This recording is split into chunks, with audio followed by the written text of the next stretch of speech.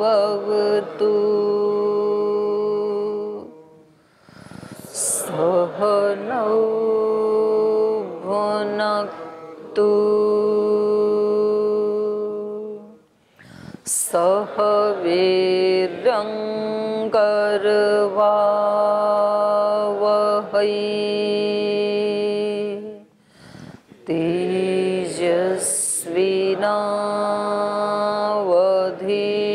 तेजस्विनावधीतमस्तु मा विद्विषावहै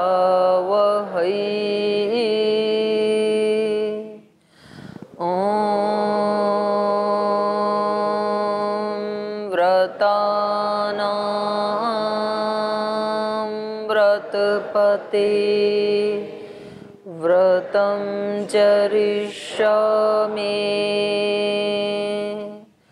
तच्छकेयं तन्मे राध्यताम्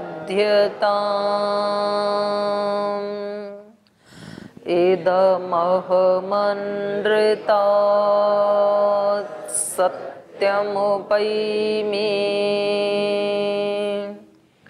ॐ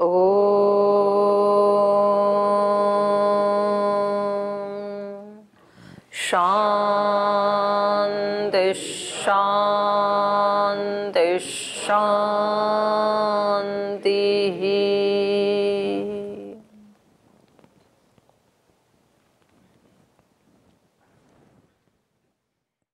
वाल्मीकि रामायण के अयोध्या कांड का अंतिम सर्ग, और इसमें महर्षि अत्रि के आश्रम में रात्रि व्यतीत करने के बाद श्री राम लक्ष्मण और सीता माता आगे अरण्य की तरफ अपनी यात्रा को आगे बढ़ाना चाहते हैं, और इसके बारे में उन आश्रम वासियों से वो अरण्य के बारे में पूछते हैं कि भाई कैसा रास्ता है इस अरण्य का, कौन कौन रहते हैं, क्या स्थिति है, क्योंकि वो तो वहीं रहने वाले हैं, आसपास के सब एरिया को जानते हैं। जो जहाँ रहता है तो उसके आसपास के स्थान को जानता है, क्योंकि वो जंगल से लकड़ी लाते हैं, यज्ञ हवन आदि के लिए फल आदि लाते हैं, तो उनको पता है वहाँ के एरिया का। तो वो उनसे पूछते हैं कि भाई इसके बारे में हमें बताइए, हमें इसमें प्रवेश करना है। तो हमें भी जिस रास्ते पे चलना है, जिस फील्ड में जाना है, जो भी मंजिल होती है व्यक्ति की, तो उस पर जो पहले चल चुके हैं उनके जो अनुभव हैं, पहले हमें उसको जानना चाहिए। श्री राम जैसे व्यक्ति जो महाबुद्धिमान हैं, ज्ञानवान हैं, धर्म के साक्षात अवतार हैं और एक आदर्श जीवन जीते हैं, यशस्वी हैं, लेकिन फिर भी वो पूछ रहे हैं, कोई न्यूनता नहीं है उनके अंदर किसी भी प्रकार के बल की, ना चरित्र बल की कोई न्यूनता है, ना बुद्धि बल की, ना कोई वीरता के बल की कमी है उनके पास, लेकिन फिर भी वो उनसे पूछ रहे हैं।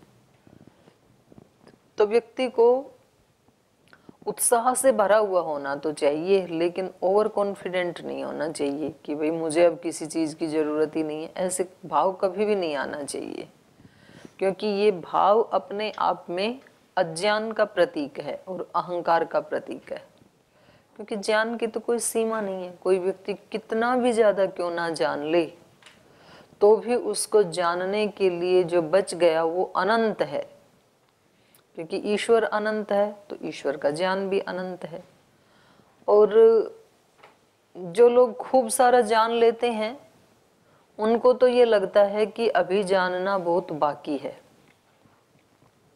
और जो हमारे जैसे अल्पज्ञ होते हैं वो थोड़ा सा एक बार पुस्तकें बांच ली तो उनको लगता है हमें तो सब आ गया, हम तो सब जानते हैं। तो ये फिर आगे बढ़ने में ये बाधा है, ये विचार। तो कभी भी कितना भी विद्वान क्यों ना हो कोई व्यक्ति, तो ऐसा सुना जाता है शास्त्रों में कि भरद्वाज जी ने नहीं, अगस्त ऋषि ने कई बार इंद्र उनके सामने आए और फिर उन्होंने बहुत ज़्यादा जब विद्यार्जन कर लिया था तो लगभग 700 वर्ष हो गए थे उनको। 700 वर्ष माने 7 जन्म हो गए थे पढ़ते पढ़ते। तो फिर उन्होंने पूछा कि अब आपको यदि अगला जन्म भी मिले, यद्यपि आप मोक्ष के अधिकारी बन गए हैं, पर आपको एक जन्म यदि और मिले तो क्या करोगे फिर? तो बोले एक नहीं, अनेक जन्म भी यदि और मिले तो मैं पढ़ाई करूंगा। तो बोले आपका पढ़ाई से मन नहीं भरा, इतने वर्ष हो गए पढ़ते पढ़ते? बोले नहीं, अभी जो जाना है वो तो ऐसा है जैसे समुद्र के किनारे जो बालू पड़ी होती है उसका एक कण जाना हो। अब बालू तो बहुत होती है ना समुद्र के किनारे, और उसके कण तो फिर अनंत हो ही गए। तो इतना अभी जानना बाकी है। जब किसी फील्ड में घुसते हैं तो पता लगता है इसकी विराटता कितनी है। तो हमारे ऋषियों ने, जिस ऋषि ने परमाणु के रहस्य को भी जाना, तो वो उन्हें लगा कि ये तो अपने आप में ही बहुत विराट है। परमाणु को जानना भी अपने आप में बहुत विराट है। अब हमारे जैसे लोग परमाणु का क्या जानना, बस जान लिया छोटा सा है, बस बात खत्म। अब उसके रहस्य को आज तक नहीं जाना गया। कणाद ऋषि ने भी उस पर कार्य किया, गौतम ऋषि ने भी कार्य किया, और अनेक ऋषियों ने कार्य किया, लेकिन इस सृष्टि का एक एक कण भी अपने आप में अनंत ही है। तो यहाँ श्री राम का चरित्र ये दिखाता है कि वो हमेशा ज्ञान के और दूसरों को गौरव देने के लिए तैयार रहते हैं, और ज्ञान के पिपासु रहते हैं जानने के लिए। तो वो उनसे पूछ रहे हैं, तपस्वियों से, तापसान वन गोचरान, जो वन में जाने वाले तपस्वी हैं जिनका रोज आना जाना रहता है, उनसे पूछ रहे हैं। तो आप में से भी जो भाई बहन अभी संन्यास दीक्षा लेने जा रहे हैं, उनको मैं कहूँगी आप एक बार श्री अरविंद का पथ का विधान जरूर पढ़ना दीक्षित होने से पहले, और चाहे तो उसको जेरोक्स कॉपी करवा करके सबको बांट देंगे पूज्य स्वामी आर्षदेव जी। तो सबको पढ़ना चाहिए, वो पता होना चाहिए ना जो व्यक्ति गए हैं उधर। ऐसे ही सत्यार्थ प्रकाश का जो प्रसंग हैं वो पढ़ने चाहिए, कठोपनिषद के। तो अपने आप भी स्वाध्याय का वो बनाना चाहिए, तो थोड़ा उसकी तैयारी होनी चाहिए अंदर से ना।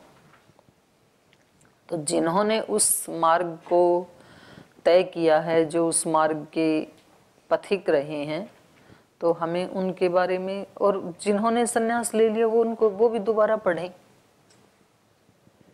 क्योंकि आवश्यकता है ना उसकी अभी भी। आवृत्ति रसकृत उपदेशात, ये तो शास्त्र बार बार कह रहा है। तो इन लोगों ने इनको बताया, जो धर्म का आचरण करने वाले जो तपस्वी हैं, उन्होंने उसके बारे में बताया कि ये जो वन है, वनस्य तस्य संचारम राक्षसैहि, इस वन का संचार राक्षसों के हाथ में है। माने इसमें बहुत ज्यादा राक्षस हैं। ये जो वन है ये राक्षसों से सम अभिप्लुतम भरा पड़ा है, बहुत राक्षस हैं कदम कदम पे। तो ये हमारा जो जीवन है ये भी एक महारण्य में प्रवेश करने जैसा ही है। और फिर जब व्यक्ति संन्यास्त होने का निर्णय करता है तो इसका मतलब है कि वो अब इस वन से पार निकलने वाला है। अभी तो उलझे हुए हैं, कहीं रास्ता मिल नहीं रहा है कि निकलें तो कैसे निकलें। और ये एक जन्म से थोड़ी, जन्म जन्मांतरों से, युग युगांतरों से, क्योंकि हम तो केवल इस शरीर की आयु को, इस शरीर को, इंद्री मन, इनको जानते हैं केवल। तो हमें तो लगता है कि अभी हमने संसार नहीं देखा है ज़्यादा। तो इस जन्म का तो ठीक है, आप कह सकते हैं नहीं देखा है, लेकिन हम सब की यात्रा कब से शुरू है, कब से हम चल रहे हैं, ये कौन कह सकता है। युग युगांतरों से चल ही रहे हैं ना इस रास्ते में हम। तो टाइम कोई कम नहीं है। ऐसे मत सोचना कि हमने बहुत जल्दी संन्यास ले लिया, कोई ये ना सोचे। पता नहीं कितने जन्म जन्मांतरों से भटकते भटकते भटकते भटकते भटकते फिर कहीं जाकर के अब एक ये अवसर मिला है कि अब आप इसका आलम्बन लेके, अब कोई बताने वाला है कि ये है रास्ता और इधर से आप बाहर जा सकते हैं। तो इस तरह से कोई बताने वाला हो, उस मोड़ पे हम आके खड़े हो जाएं, ये भी अपने आप में एक उपलब्धि है।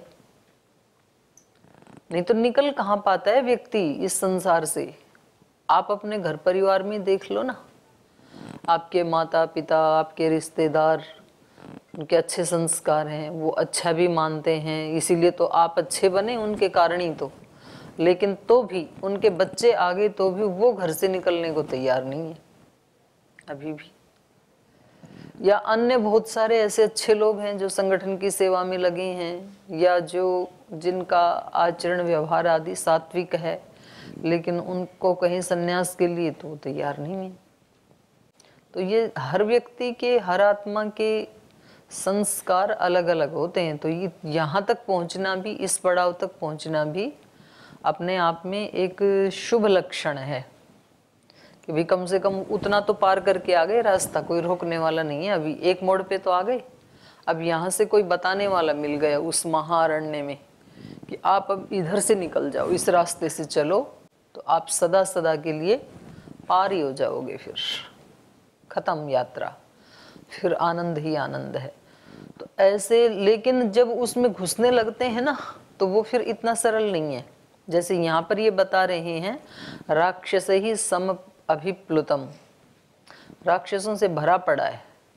ऐसे श्री अरविंद का भी जो पथ का विधान है, क्योंकि सन्यास मात्र इतना थोड़ी है कि 1 महीने के बाद, अभी तैयारियां चल रही हैं, सब बड़े उत्साह से युक्त हैं, गुरुजन भी आशीर्वाद दे रहे हैं, दूसरे लोग भी आकर के आशीर्वाद दे रहे हैं, एक धूमधाम का वायुमंडल है। पर ये तो 1 महीने का है, फिर उसके बाद तो धूमधाम तो अंदर वाली काम आएगी बाहर वाली इतनी धूमधाम दूसरे लोगों के जीवन में भी आती है। जो गृहस्थी लोग हैं उनके जीवन में भी जब उनकी शादी होती है तो उस समय तो उनको ऐसे ही लगता है, बहुत करोड़ों रुपए खर्च करते हैं, बैंड बाजे बजाए जाते हैं। पता तो तब लगता है जब बाद में अपना बैंड बाजा बजता है। तो ये मार्ग भी कोई ऐसे बहुत सरल नहीं है, कोई मौज मस्ती का नहीं है। लेकिन जो आत्माएं युग युगांतरों से जागरूक हैं, इस सारे जन्म मरण के चक्र से, सब प्रकार के दुखों से, कष्टों से, क्लेशों से निकलने के लिए जो जन्म जन्मांतरों से तड़फड़ा रही है आत्मा, उसको एक अवसर मिला है, तो ये परम सौभाग्य है। फिर इसकी तुलना हम जो बाकी के संस्कार हैं उनके साथ नहीं कर सकते हैं। ये अपने आप में एक अलग संस्कार है, और यहाँ आके भी हिम्मत नहीं कर पाता है व्यक्ति। कुछ कुछ व्यक्तियों को पूछें तो बोल जी नहीं, डर लगता है। लेकिन कितना भी आप डरोगे इस वन में घुसने से, तो बाहर रह के भी आप सिक्योर तो हो नहीं सकते हो, क्योंकि निर्भयता यदि कहीं है तो वो भगवत शरणागति में ही है। बाकी कहीं भी कोई भी स्थान भय से मुक्त नहीं है। मानो जो व्यक्ति सन्यास नहीं ले रहे हैं और जो घर गृहस्थी में रहते हैं, तो क्या दुख और मृत्यु उनको छोड़ देगी? इसलिए कि भाई आप तो डरते हैं तो चलो आपको छोड़ देते हैं, नहीं छोड़ती है। तो उसको तो फेस करना है, उन चीजों को तो उनका तो मुकाबला करना ही पड़ेगा व्यक्ति को। और वैसे भी ये जो सुख हैं, जिन सुखों की आसक्ति के कारण व्यक्ति संन्यास लेने की हिम्मत नहीं कर पाता है, वो सुख कितने दिन टिकेगा? ये भी एक सोचने वाली बात है। कल ही हमारी मृत्यु हो जाए तो, और वहां पर जिनसे हमें सुख लेना है वो व्यक्ति ना रहे तो सुख कहां से मिलेगा? वो वस्तुएं ना रही तो व्यक्ति को लगता है कि यदि सन्यासी बना तो मेरा तो घर बार सब छूट जाएगा, माता पिता छूट जाएंगे। और वो माता पिता आपके बिना सन्यास लिए भी छूट गए तो क्या गारंटी है नहीं छूटेंगे? फिर तो मेरे सारी वस्तुएं ही छूट जाएंगी सन्यास लिया तो। जो वाइट कपड़े मैंने अभी तक पहने नहीं थे, प्रेस करके रखे थे अलमारी में, तो वो तो सारे बेकार हो जाएंगे। और वो बिना सन्यास लिए भी बेकार हो गए तो संसार कभी पकड़ में किसी के आता नहीं है। इसलिए समझदार वही होते हैं जो अपनी इच्छा से उसे छोड़ देते हैं। जो छूटने ही वाला है आज या कल, उसको अपनी ही इच्छा से छोड़ दो, निश्चिंत हो जाओगे। और नहीं तो भय बना रहेगा कि कहीं छूट ना जाए, कहीं छूट ना जाए। तो जो छूटने वाली वस्तुएं हैं, व्यक्ति हैं, संसार हैं, छूटने ही वाले हैं, वैसा ही स्वभाव है उनका। आज तक कभी किसी की पकड़ में नहीं आए। कितनी ऐसी आत्माएं इस संसार में आई जिन्होंने संन्यास नहीं लिया। उन्होंने धन को पकड़ने की कोशिश की, संबंधों को पकड़ने की कोशिश की, वस्तुओं को अपना कब्जे में रखने की कोशिश की, लेकिन क्या वो उन वस्तुओं को पकड़ पाए? छोड़ के चले गए सब। हमें भी जाना है। तो जो छूटने वाला है उसको अपनी इच्छा से छोड़ दो, कोई भय नहीं रहेगा। सारी चीजें छूटने वाली हैं, अपनी इच्छा से ही छोड़ दो सब चीजों को, एकदम निश्चिंत हो गई फिर। तो ये भाव होता है व्यक्ति का। इसका ये अभिप्राय भी नहीं है कि केवल जो संन्यास दीक्षा लेते हैं वो ही मात्र छूट पाएंगे इन आसक्तियों से, ऐसा भी नहीं है।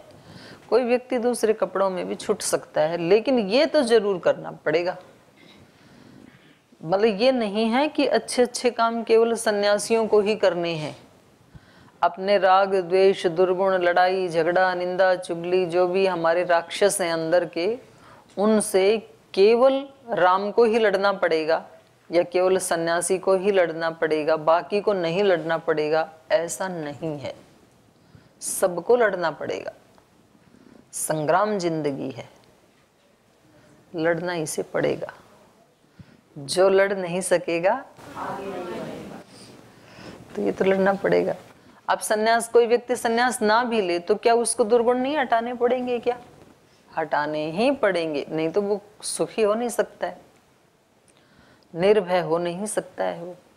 तो कुछ ऐसी हमारे ऋषियों ने परंपराएं बनाई हैं, उन आलंबनों से वो चीज़ जल्दी हो जाती है। अब आप में से कितने ऐसे भाई हैं कि जो अपने घर में रहते थे तो कभी सूर्य नमस्कार भी नहीं किया होगा, या किया होगा तो मुश्किल से 1-2 बार किया होगा, और वो ही यहाँ मंच के ऊपर अभी 100 बार कर लेते हैं, 500 बार कर लेते हैं। ये सब कैसे हुआ? संग दोष से। ऐसे संग में आ गए आप, दंड बैठक भी लगा ली, कभी शीर्षासन नहीं किया था, वो कई देर तक शीर्षासन कर लेती हैं। ये सब कैसे हुआ? इन्वायरमेंट से। ऐसे लोगों की संगति में आ गए तो उनकी संगति से अब वो सहज हो गए, अब लगता ही नहीं है कि कुछ खास है ये। तो कुछ चीजें ऐसे गुरुओं के सानिध्य में जो वैसा जीवन जी रहे हैं तो फिर वो हमारे लिए आसान हो जाता है। अगर हम घर में होते तो फिर इस तरह का जीवन जीना पॉसिबल था नहीं, क्योंकि वहाँ इन्वायरमेंट ही नहीं है, वहाँ तो अलग ही दुनिया है, यहाँ अलग इन्वायरमेंट है।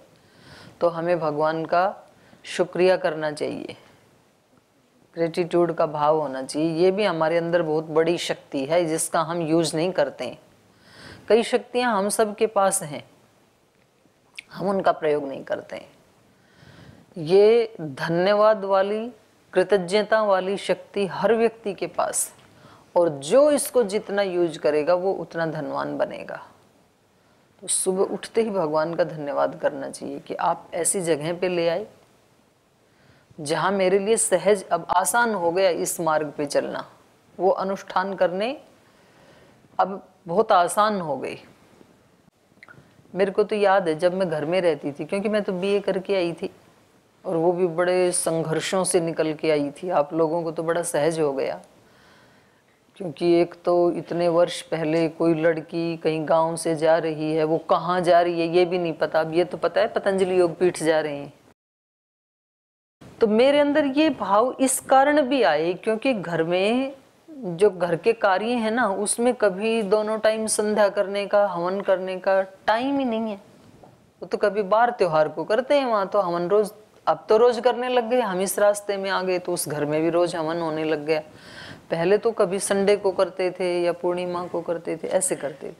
और मुझे लगता था कि अगर रोज थोड़ा टाइम मिल जाए यज्ञ करने के लिए और उपासना करने के लिए, तो मुझे लगता था कि गुरुकुल में तो ये सुविधा आराम से उपलब्ध है, तो एक ये भी आकर्षण था गुरुकुल में जाने का कि वहां जाएंगे तो रोज संध्या करने को, ध्यान करने को मिलेगा। तो वहां, यहाँ तो बड़ा आसान है, यहाँ तो नियम ही है, और जो रोज जाए उसकी तो प्रशंसा और होती है कि भाई ये बिल्कुल रेगुलर है। और ये तो वहां तो मिलता नहीं है। तो कितनी अच्छी बात है, कितना शुक्रिया है भगवान का, कितना हम धन्यवाद दे सकते हैं। ये रामायण, ये दर्शन, ये उपनिषदें, ये पढ़ने का कहाँ अवसर है वहां पे। लोग कहते हैं जी हम भी पढ़ना चाहते हैं वेदांत दर्शन उपनिषदें, अवसर कहाँ है। और यहाँ पर कितना बढ़िया अवसर है, सुबह से शाम तक उन्हीं का ही स्वाध्याय करते रहो, वेद का स्वाध्याय करते रहो। वेद का जो मुख है व्याकरण शास्त्र, उसका स्वाध्याय करने को मिल रहा है, पढ़ाने वाले मिल रहे हैं। नहीं तो पुस्तक तो मिल जाती, कोई पढ़ाने वाला नहीं मिलता तो हमें आएगा कैसे फिर। तो हमें हर कदम के ऊपर कृतज्ञता का भाव होना चाहिए और उसको अभिव्यक्त करना चाहिए भगवान के सामने कि कृपा हो गई आपकी, कृपालु, नहीं तो ये पता नहीं, ये मिलता भी नहीं।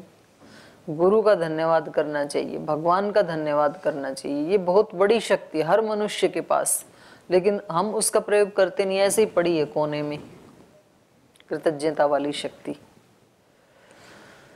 तो यहाँ पर श्री राम उनका गौरव भी बढ़ाना चाहते हैं, जो तपस्वी हैं, जो वन के रास्ते आदि को जानते हैं, और उसको कंफर्म भी करना चाहते हैं कि भाई जिस रास्ते पे जाना है तो कौन कौन से राक्षस हैं, उनकी क्या शक्ति है।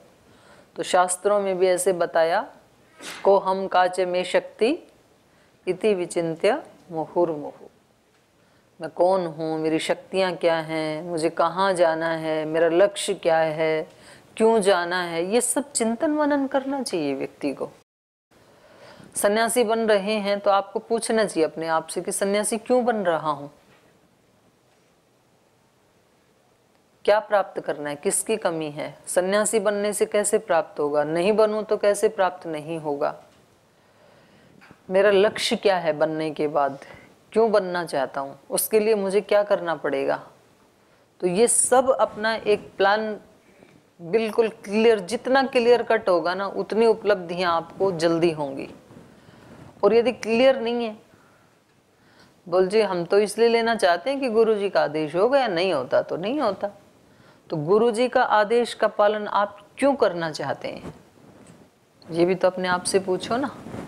आप पालन नहीं करोगे तो क्या होगा, और पालन करोगे तो क्या होगा। तो जितना जितना आप उन चीजों को क्लियर करते जाएंगे अपने जीवन का, आप ऐसा जीवन क्यों जीते, क्यों आए आप आश्रम में, क्यों आपने अखंड ब्रह्मचर्य की दीक्षा ली, क्यों आप सन्यासी बनना चाहते हैं, क्यों आप गुरु की आज्ञा का पालन करना चाहते हैं, क्यों शास्त्र पढ़ना चाहते हैं। बच्चा, छोटा बच्चा कितना क्यूरियस होता है ना, कितनी बातें पूछता है वो, बड़े होने के बाद प्रश्न पूछते ही नहीं है। मैं कहती हूँ इस कक्षा में भाई थोड़ा सब लोग ना चर्चा किया करो, लेकिन बस वही 4-5 भाई बहन ही पूछते हैं, कुछ बाकी पूछते ही नहीं है। रुंध गए बिल्कुल हमारे जो छिद्र थे ना जिज्ञासा वाले, उठते ही नहीं है, जो बता दिया ठीक है बस उतना ही। और छोटे बच्चे के मन में कितने प्रश्न उठते हैं, तो इसलिए वो खूब सारे ज्ञान को उपलब्ध होता है, बल्कि उसको तो डांटते हैं माता पिता कभी कभी कि भाई इतने ज्यादा प्रश्न मत पूछो। तो ये जिज्ञासा होनी चाहिए। ब्रह्मचारी का मतलब ही ये होता है कि वो हर चीज में उस ब्रह्म का ईक्षण करता हुआ मिले, उसको ढूंढता हुआ मिले, क्योंकि उसका लक्ष्य ब्रह्म है। आप ये कर रहे हो, आप हमें ये पढ़ा रहे हो, इससे हमें ब्रह्म प्राप्ति में क्या लाभ होगा। आप हमारे को शास्त्र स्मरण करवा रहे हो, इससे हमें ब्रह्म प्राप्ति में क्या लाभ होगा। आप हमारे को भाष्य आदि पढ़ा रहे हैं, इससे हमारे लक्ष्य प्राप्ति में क्या लाभ होगा। आप हमें व्यायाम प्राणायाम यज्ञ ध्यान ये सब करवा रहे हैं, इससे क्या होगा, ये पूछना चाहिए। तो ये श्री राम उनसे पूछ रहे हैं और ये उनको बता रहे हैं कि सावधान होकर के जाना। ये जो दंडकारण्य है ये कोई पिकनिक वाली जगह नहीं है।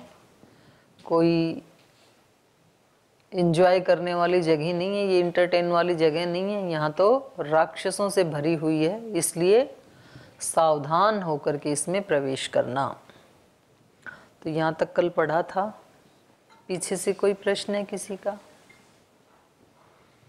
ओ माता जी प्रणाम। माता जी, बड़े महाराज जी संन्यास के लिए इंटरव्यू ले रहे हैं भाई बहनों से, बुलाते हैं, बताते हैं।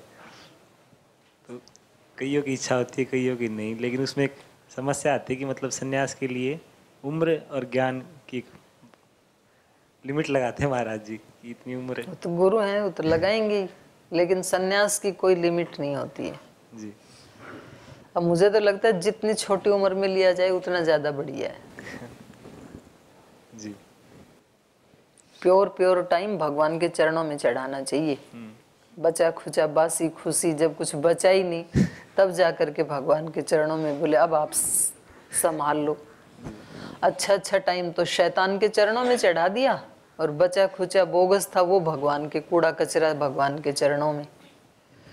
तो अपने अस्तित्व का, व्यक्तित्व का, जीवन का जो प्योर है बिल्कुल, वो समर्पित करना चाहिए भगवान के चरणों में। जी। इच्छा तो मेरी है माता जी, संन्यास चाहिए, लेकिन महाराज जी मना नहीं करें, मतलब इसके लिए क्या क्या करें? महाराज जी मना ना करें? हाँ। आपके घर से आप आए तो आपके माँ बाप ने मना किया, पर मना किया हुआ माना कहाँ आपने? हमारी अभिप्सा ही जी। उसके लिए हर व्यक्ति को स्वीकृति दिलाने के लिए मजबूर कर देती है। छोटी उम्र में भी यदि आपकी अभिप्सा प्रबल है ना, तो गुरु को बात माननी पड़ेगी।